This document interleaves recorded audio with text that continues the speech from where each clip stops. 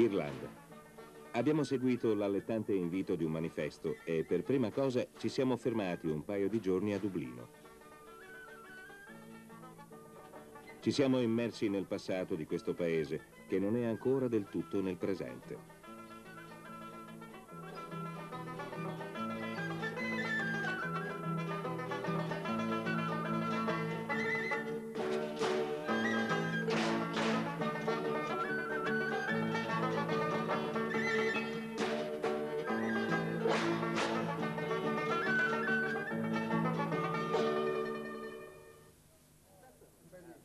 Si dice fare il crawling, fare il giro dei pub. Là li abbiamo trovati tutti, e tutti riuniti. Scrittori, archeologi, editori, professori ed alcuni poeti. Una congrega tipicamente irlandese, spiritosa e mordace, però gentile e disponibile con gli estranei. Jim Carney, Meyer De Pauw, Liam Miller, Jack White, Sean McCrimmon, tutti esperti nel nostro viaggio alla ricerca dell'arte. È Liam O'Brien. Il professor O'Brien è uno degli ultimi sopravvissuti nella lotta per la libertà del 1916. Quando gli chiediamo di parlarci dell'arte irlandese, risponde: semplice e facile farsene un'idea, e con un gesto della mano spazza via dal tavolo quasi un millennio, il periodo della dominazione inglese, che va dal 1171 al 1921. Come possono nascere opere d'arte, dice il professore, quando un popolo è privato della sua identità, quando vegeta nella più amara povertà, quando non gli è permesso di usare la sua lingua, portare i nomi antichi, avere scuole proprie, una propria università. Senza tela e senza colori è impossibile dipingere un quadro, senza denaro non è possibile costruire cattedrali. Di quel periodo sono rimaste le case dei padroni, degli inglesi, un gioiello dell'architettura europea. Oggi non servono più, perciò corrono il rischio di venire demolite. Tutto sommato abbiamo potuto circoscrivere il nostro peregrinare per Dublino ad un quartiere, al centro del quale sorge il Parlamento, alla sua destra il Museo Nazionale, alla sua sinistra la Biblioteca Nazionale, alle sue spalle la Pinacoteca, la National Gallery, poco distanti il Trinity College e la Bank of Ireland.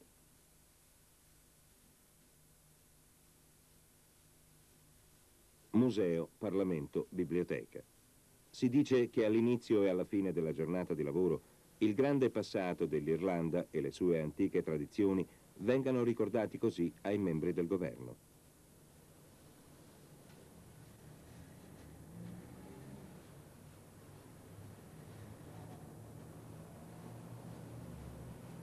Joe Raftery è uno dei direttori del Museo Nazionale. Fa presente che purtroppo il numero dei collaboratori addetti alla cura dei reperti esposti e che devono occuparsi anche dei nuovi scavi è insufficiente. Ecco anzitutto i reperti in oro del periodo pagano, del periodo celtico. Strani, quasi barbarici, come le tombe dell'Irlanda occidentale dalle quali provengono. Chi portò questi gioielli? Chi riposa in quelle tombe? Prima di intraprendere un viaggio in Irlanda è bene leggere le storie antiche di questo paese.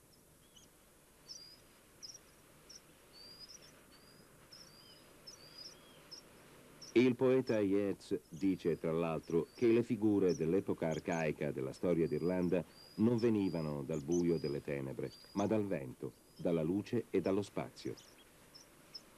Gli eroi irlandesi forse erano affini agli extraterrestri. Certamente erano più valenti dei comuni mortali.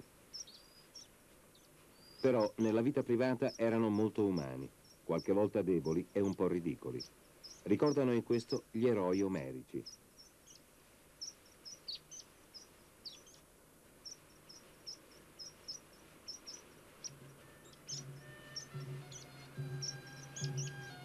Oisin, il nostro Ossian, l'ultimo degli eroi pagani, andò per mare verso le isole dell'eterna giovinezza, incontro al sole che tramonta.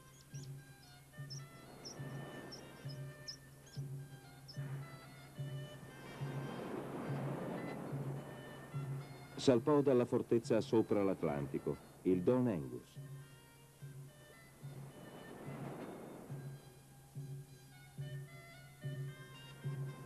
Ma quando ritornò dalla terra dell'eterna giovinezza, così finisce la leggenda, Oisin trovò San Patrizio e con lui conversò a lungo amabilmente. L'Irlanda, nel frattempo, era diventata cristiana.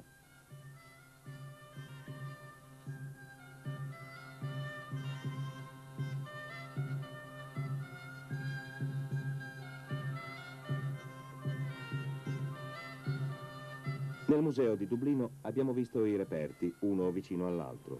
Fuori, sotto il cielo d'Irlanda, siamo diventati esploratori e scopritori.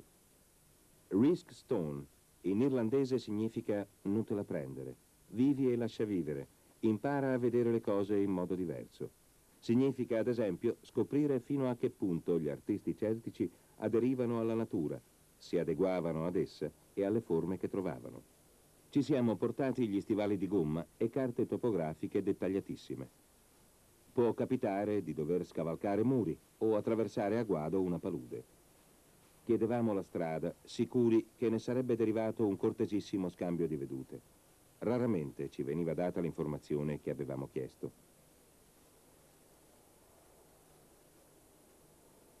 Cosa si trova quando si ha lo spirito ben disposto? Forse solo pietre decorate. In verità non si trovano che pietre con iscrizioni misteriose, alte croci e fonti sacre addobbate con cenci, lapidi e rovine di antiche chiese, costruzioni piccole e povere. Di tanto in tanto una torre rotonda o le tracce di un eremo. Vale la pena? Mi chiedono a volte. Sì, vale la pena. Questi luoghi abbandonati, immersi nel silenzio, hanno conservato intatto lo spirito del passato. Sono vivi. Certo, chi si aspetta di trovare ricche chiese, soffitti affrescati, fastosi municipi, madonne gotiche, arene e imponenti scalinate, altari d'oro e pulpiti scolpiti, torri con l'orologio e paesaggi di cupole, i consueti ingredienti di un itinerario artistico in Europa, è meglio che rinunci a visitare l'Irlanda. Resterebbe deluso.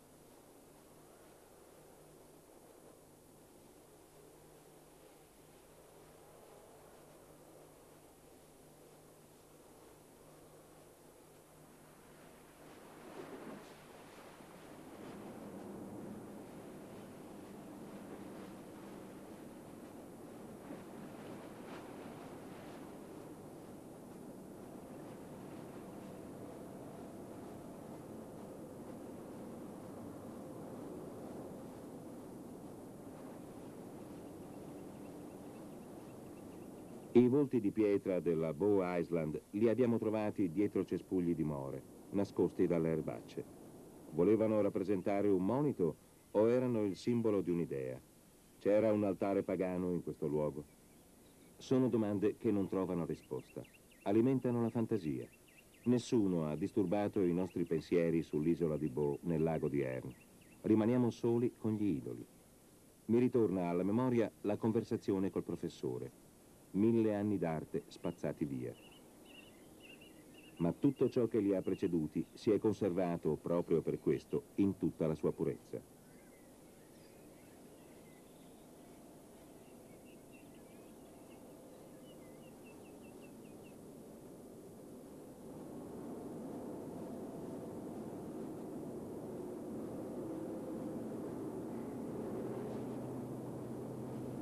Un altro giorno in un altro posto. Abbiamo tentato di decifrare una pietra di Hogan. In questa scritta celtica le linee dritte e le linee oblique sono state incise negli spigoli delle pietre messe in piedi, laconiche notizie sulla gloria di un antenato.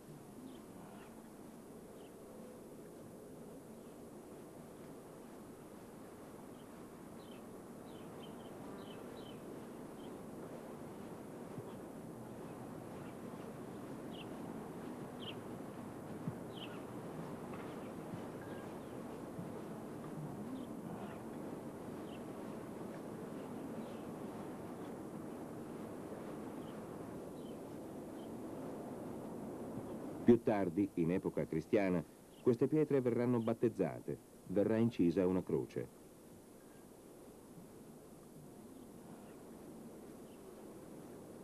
Nella chiesa di Kilmasedar, nel Kerry, esiste una pietra che traduce le rune di Hogan nel nostro alfabeto.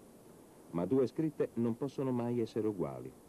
Quando si traduce da una lingua in un'altra, il pensiero viene sempre un po' alterato.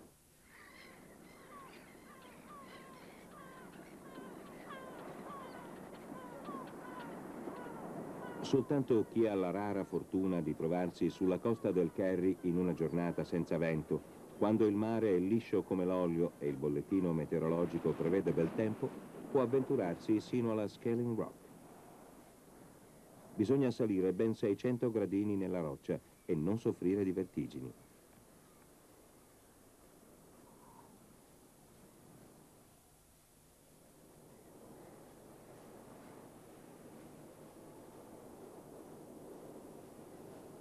In cima, un monastero antichissimo.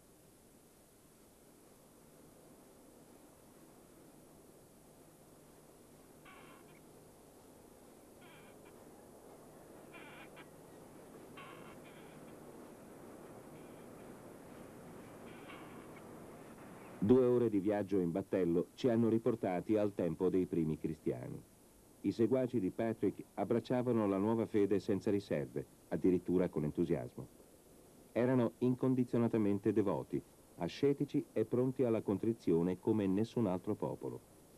Simili ai monaci del deserto e ai santi stiliti, vivevano in romitaggio su rocce inaccessibili, in celle ad alveare che costruivano senza malta con grande abilità.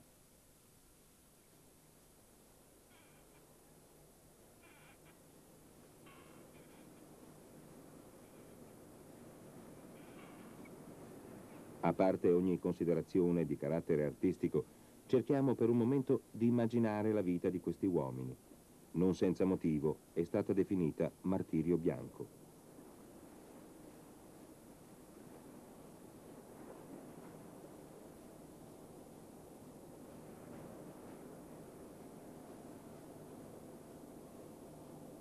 Cristo, figlio del Dio vivente, fa che i tuoi santi angeli proteggano il nostro sonno, tutelino la nostra pace, il nostro letto di luce, ci rivelino nel sonno volti veri.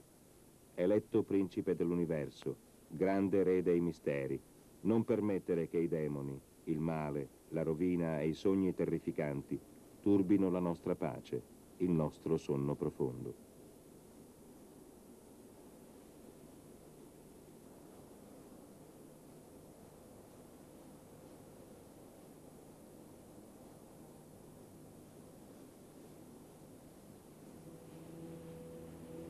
Irlanda proto-cristiana. Le prime chiese cristiane venivano costruite ancora senza malta e assomigliano a barche capovolte. La casa di preghiera di Gallarus nel Kerry è così famosa che siamo riusciti a trovarla soltanto seguendo le indicazioni. Altre chiese proto-cristiane in pietra non si conoscono, è rimasta la sola.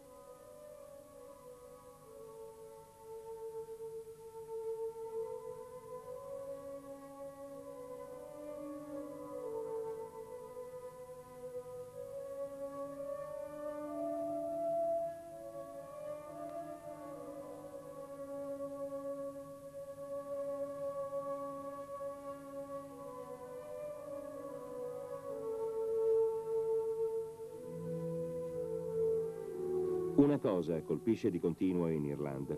Anche le chiese diroccate, come quella di St. Gobnet nell'isola di Inisher, sono ancora consacrate e vengono frequentate dalla popolazione del circondario.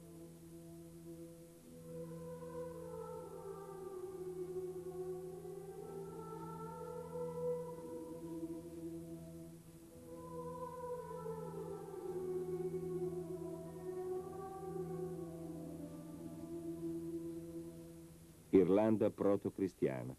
Mentre per il resto dell'Europa erano anni critici, qui aveva inizio un periodo di fioritura dell'arte. È l'epoca delle alte croci. Nell'atrio del Museo Nazionale di Dublino sembrano tanti punti esclamativi, dalle più antiche, piene zeppe di decorazioni, a quelle con le immagini, a quelle tarde, con le figure isolate che spiccano. Sono soltanto copie, però comunicano un'intensa suggestione. Luce e ombra non rendono la pietra viva come è viva all'aperto, dove le croci stanno sole, in un prato o dietro una siepe. Appartenevano al territorio dei monasteri, delle città monastiche in rapida crescita, e dato che i fondatori sceglievano luoghi belli e solitari per i loro monasteri, noi, sulle orme delle alte croci, abbiamo raggiunto contrade belle e solitarie.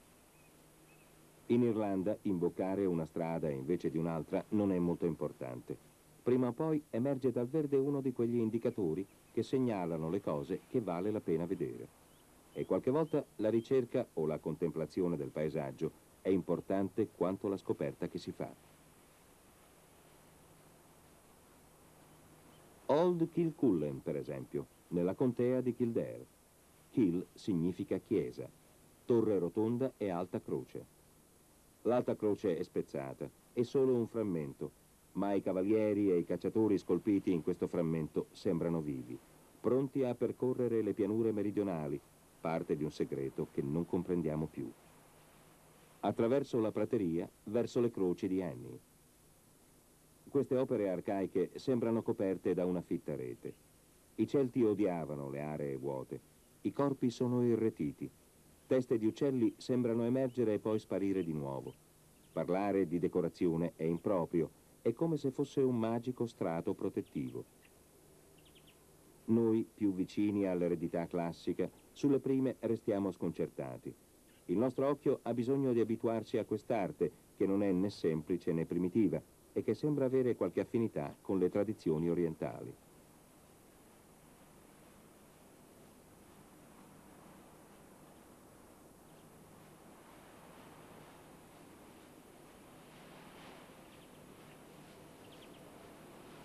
Castle Dermot, 2 croci nel recinto del cimitero. Queste alte croci del IX e X secolo raccontano eventi della Bibbia. Le immagini si susseguono come nelle strisce a fumetti dei nostri giorni.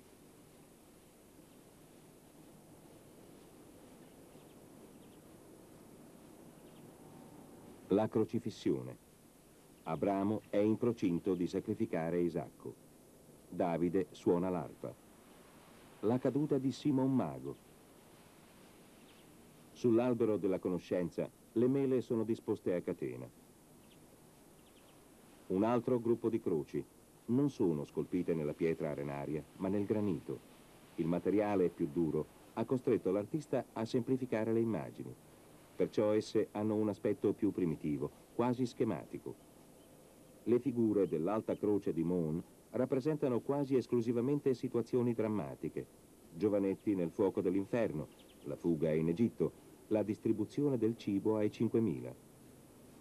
È come se questa bella croce rappresentasse un'invocazione, chiedesse a Dio di proteggere l'Irlanda da tutti i pericoli che la minacciano.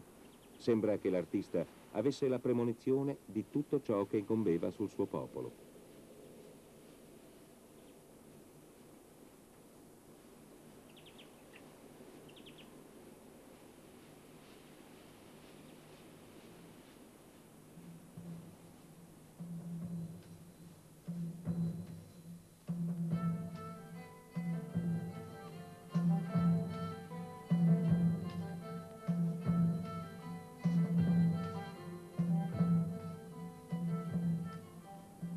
Qui, nel cuore dell'isola, sulle rive del Shannon, è d'obbligo una visita. Le ore migliori sono quelle del crepuscolo, quando la marea dei turisti è defluita ed il sole non è ancora tramontato del tutto. Oppure l'alba, quando la nebbia del fiume poco a poco si dilegua e libera la scena, e l'erba è appesantita dalla rugiada. Secondo la leggenda, qui, su questa sponda dello Shannon, il 25 gennaio del 545, Charan, figlio di un carpentiere, scese lungo il fiume e si costruì una cella. Clonmacnoise è nata così e ha conservato purissimo lo spirito delle grandi città monastiche. Allora era chiamata la città delle 1000 croci. Oggi si desidera essere sepolti vicino al santo, eventualmente di nascosto. A Clonmacnoise la vita era improntata alla severità e alla devozione. Però si studiavano i classici latini e greci. Era una scuola di livello universitario. Nelle sue aule siedevano studenti provenienti dall'Inghilterra e dal continente. Probabilmente anche le alte croci erano dipinte, policrome e lucenti come i reliquiari e i calici prodotti nelle botteghe artigiane. Charan ha avuto una vita relativamente breve. Ne decretò alla fine l'avvento dei vichinghi.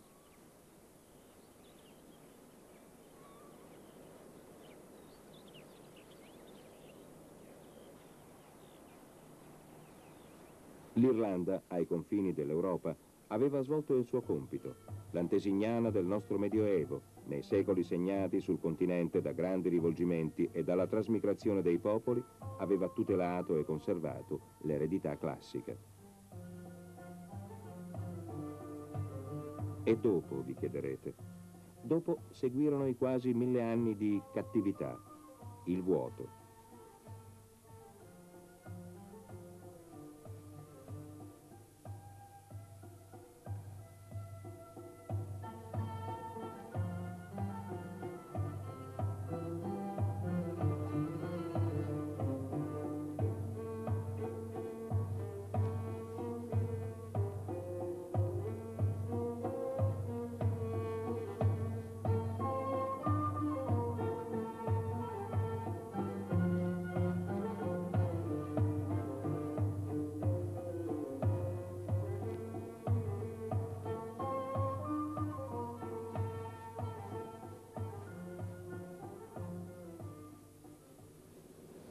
Chi ama l'arte fa come Charan, sale su un battello sul fiume Shannon, riposa e riflette. Gli vien fatto di pensare che nelle capanne poteva sopravvivere una sola forma d'arte, l'elaborazione delle idee, la narrativa, la poesia. L'arte della parola, diffusa nel paese come merce di contrabbando dai ciechi bardi. Uno di costoro si chiamava Raftery. A uno straniero che gli aveva chiesto chi fosse, diede la seguente risposta. Io sono Raftery, il poeta, pieno di speranza ed amore. I miei occhi sono senza luce, il mio animo è senza amarezza. Sono diretto ad Occidente, mi illumina fino alla fine del mio viaggio la luce del mio cuore debole e stanco. Vedi, io sto qui con la faccia contro il muro e faccio musica a tasche vuote.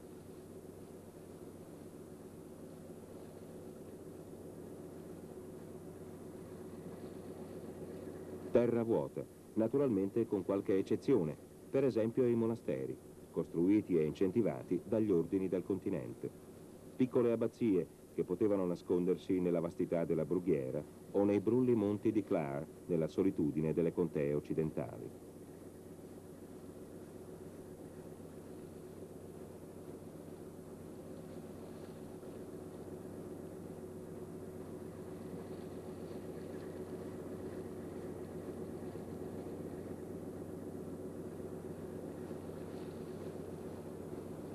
Una di queste piccole abbazie era Ross Erily, nei pressi di Galway. Fra il 1538 e il 1753 i monaci furono cacciati 7 volte e per 7 volte ritornarono.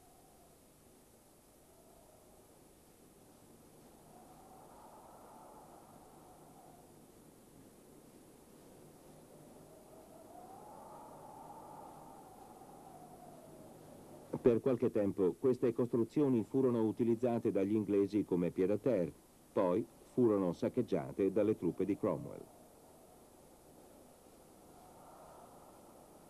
Ma questo destino tipicamente irlandese non dissuase gli uomini della Ross Abbey dal ritentare. Nella loro chiesa cantavano e pregavano, nel chiostro meditavano.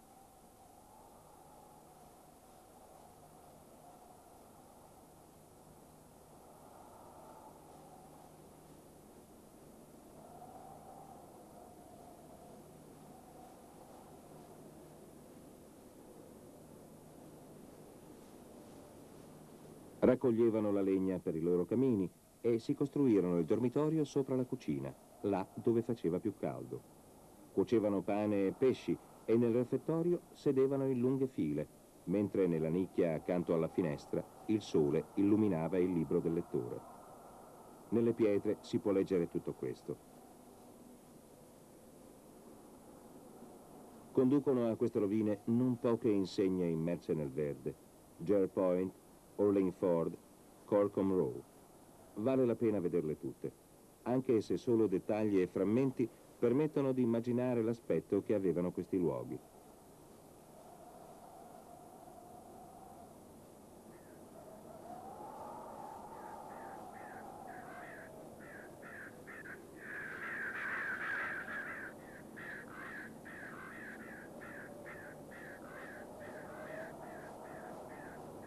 Oggi ci vivono i corvi e nel ricordo il loro verso è inscindibilmente associato all'immagine di sarcofagi sbrecciati, volti astuti e sonnacchiosi o inspiegabilmente sereni.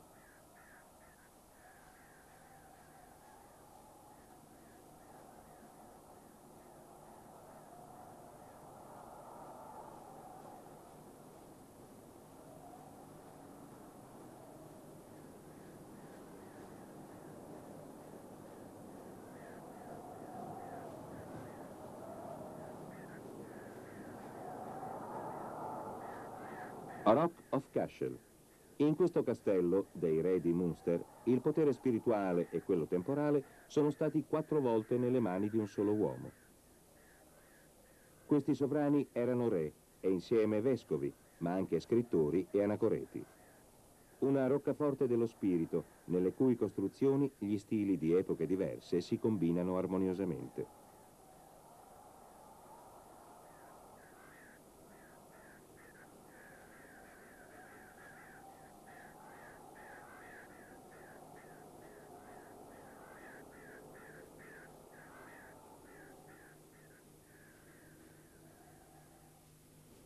Il vuoto, terra bruciata, e i conquistatori si chiusero dentro alte mura.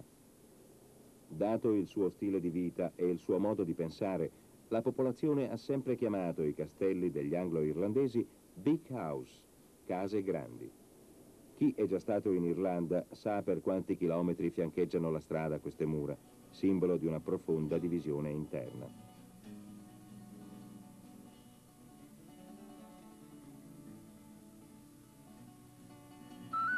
Powers Court.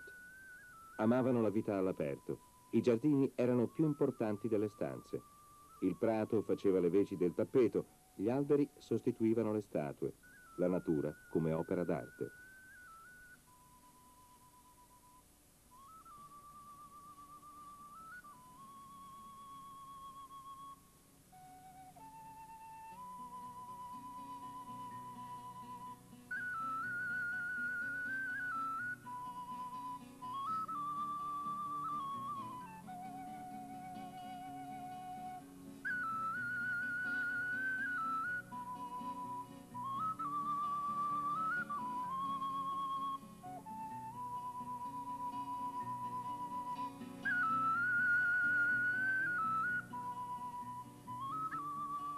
Castletown. Gli abitanti delle case grandi volevano stare per conto proprio. Fiori e piante impedivano a quelli di fuori di guardare dentro. Invece di invitare, il portale respingeva. Nei viali ombrosi si poteva passeggiare indisturbati.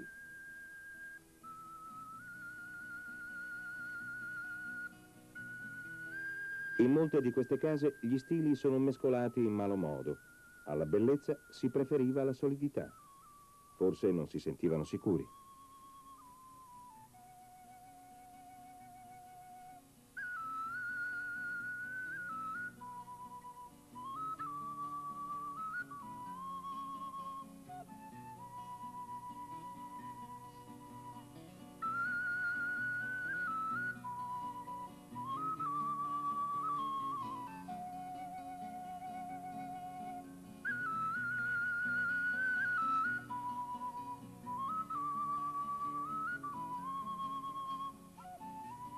Lord Coulter Castle. Quando scendeva la sera, scrive un anglo-irlandese, le porte delle case grandi si chiudevano. L'Irlanda rimaneva fuori.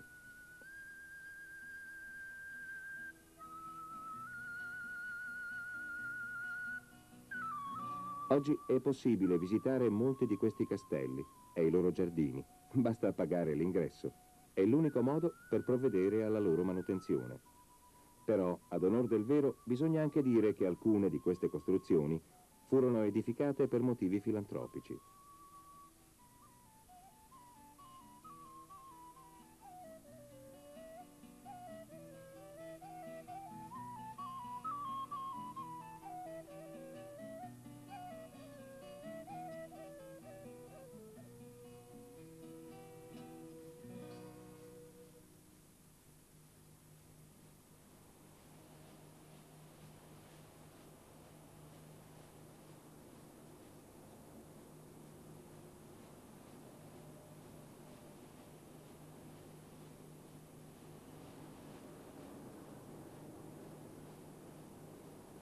In strane costruzioni, chiamate Wonderful Barns, durante una grande carestia, Lady Louisa Connolly ammassò il grano per la popolazione.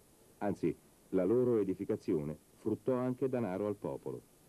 Il problema anglo-irlandese è molto più complesso di quanto appare a prima vista. Secondo alcuni studiosi, i conquistatori inglesi, in poche generazioni, diventarono più irlandesi degli irlandesi. Non è sempre vero, però è vera una cosa: molti anglo-irlandesi, i migliori, sostennero gli irlandesi anche in campo culturale. Una delle nobili istituzioni fondate dagli anglo-irlandesi, che avevano a cuore l'arte e la cultura dell'isola, è la Royal Irish Academy. Membri e specialisti appositi vi hanno svolto importanti compiti di ricerca, per i quali, non di rado, mancavano i mezzi. La casa conserva preziosi documenti di tempi remotissimi, prototipi dell'arte di scrivere. Si cerca anche di far rivivere, forse invano, l'antica lingua del paese. È un'opera d'arte che vale la pena di tutelare.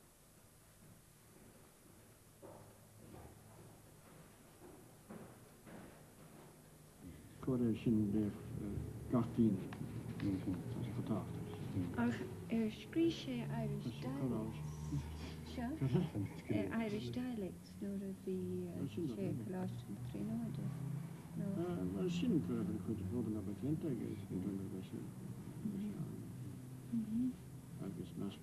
Gordon Queen, Mayor Carney e padre O'Fionach termineranno entro l'anno la stesura, iniziata nel 1903, dell'ultimo volume di un lessico gaelico, il 24esimo. Insegna di una strada di Dublino.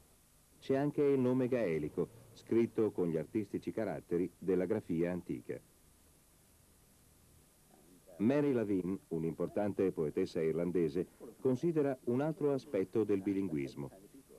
Non dovrebbe essere stimolante, allettante per gli scrittori irlandesi provare ad usare anche una seconda lingua ad essi estranea, l'inglese? Mescolare la loro bislacca logica irlandese, i loro complicati ragionamenti, i loro modi di alludere e i loro fantasiosi giri di parole con i semplici e piani modi di dire dell'inglese parlato, dell'inglese corrente. Forse si spiega così il fiorire della novellistica in Irlanda, dice Mary Lavin. Le storie brevi sono una forma d'arte delle nazioni in crisi. Anche a Dublino l'inglese e l'irlandese si stanno mescolando.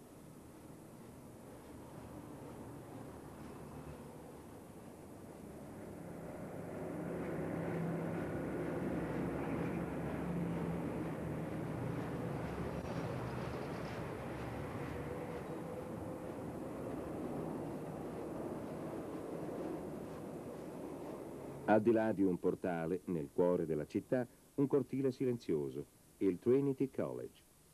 L'antica università del paese, alla quale tuttavia gli studenti irlandesi non sono stati ammessi per più di 200 anni. Hanno studiato qui uomini come Oliver Goldsmith, Edmund Burke, Jonathan Swift. Solo ai nostri giorni questa istituzione anglo-irlandese e l'University College cattolico stanno insieme.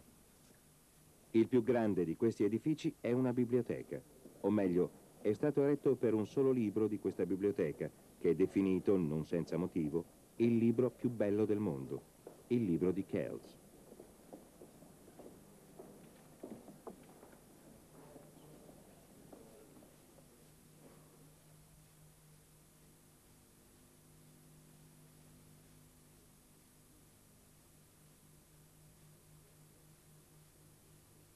Già nei più antichi manoscritti irlandesi si cercò di decorare le lettere e le pagine, di rappresentare gli evangelisti e i loro simboli. Da dove attingevano le loro ardite idee i pittori e gli scrittori? A quali modelli si ispirarono? Non lo sappiamo. Possiamo soltanto immaginare che conservassero dentro di sé forme stilistiche pagano-celtiche di un'epoca molto più remota. Per il Book of Kells è stata costruita questa sala, questo contenitore di legno contornato da libri, degno di un'opera che abbraccia un mondo.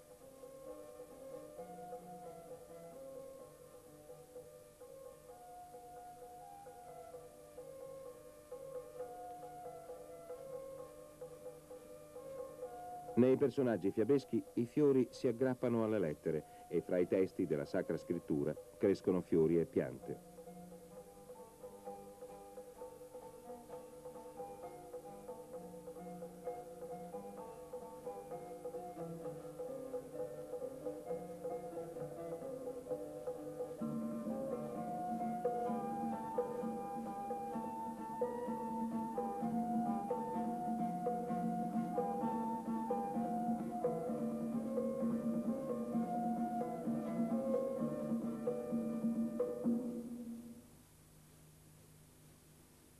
Nei santi dai vestiti variopinti, come quello di Arlecchino, nei volti dagli occhi triangolari si ha la sensazione di riconoscere gli irlandesi di oggi.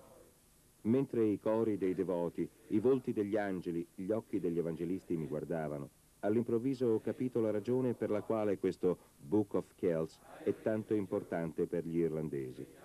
Per gli irlandesi esso è importante perché il materiale di questa singolare forma d'arte sopravvissuta a tutti i tempi, lettere dell'alfabeto, parole, spirito, lingua, è loro congeniale.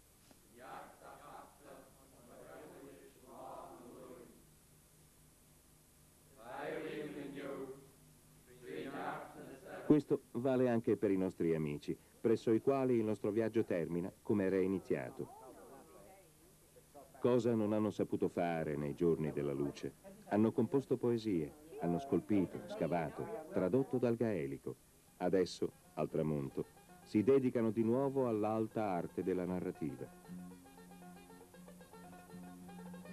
Si ha l'impressione che le ombre dei grandi poeti irlandesi, Goldsmith e Swift, Bernard Shaw, Oscar Wilde e James Joyce e tutti gli altri siano presenti tra i vivi.